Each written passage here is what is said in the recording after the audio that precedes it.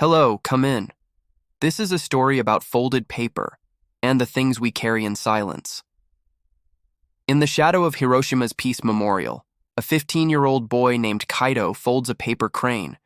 It's the 100th he's made that month, not for a school project, not for tourists, but for his grandfather, who passed away without a single word about the war he survived. Kaido's family runs a small stationery shop, tucked between quiet alleyways. Wooden shelves lined with washi paper, ink brushes, and decades of dust. The kind of place people forget, except those looking for something they can't name. After his grandfather's funeral, Kaido found a tin box under loose tatami boards. Inside, dozens of faded origami, some cranes, some flowers, some human forms with haunting eyes.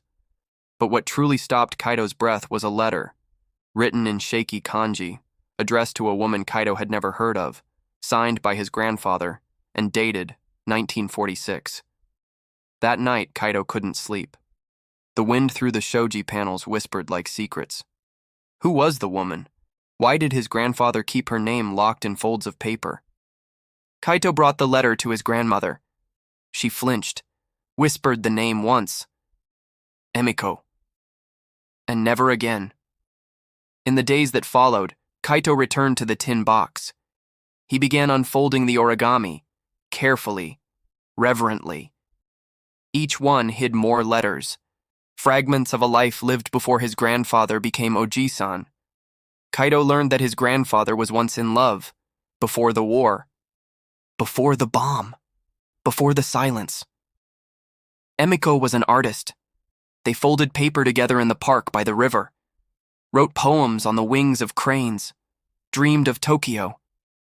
Then everything turned to ash. Emiko vanished.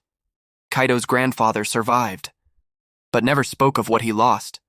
Instead, he folded. One crane for each memory, each regret, each thing he couldn't say out loud. Kaito decided he had to find her, or find what was left of her. He took the train to Kure, where one letter mentioned she might have fled, armed with old photos and fragile cranes in his backpack.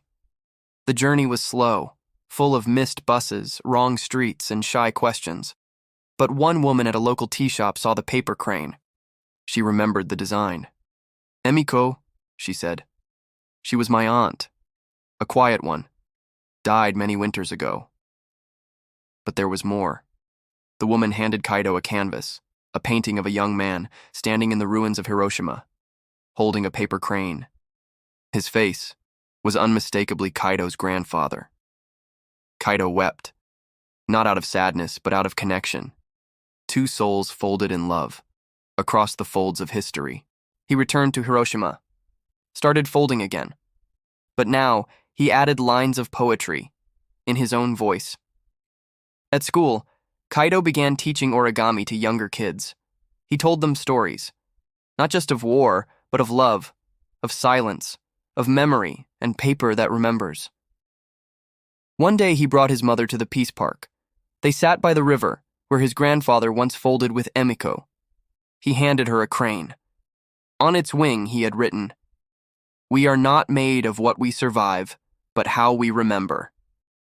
His mother cried. Not just for the past, but for the healing she never thought possible.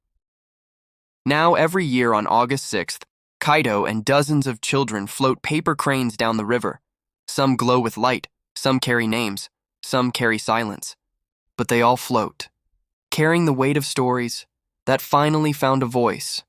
And so ends this story, of Kaito, of origami, and of the souls we carry in folded paper.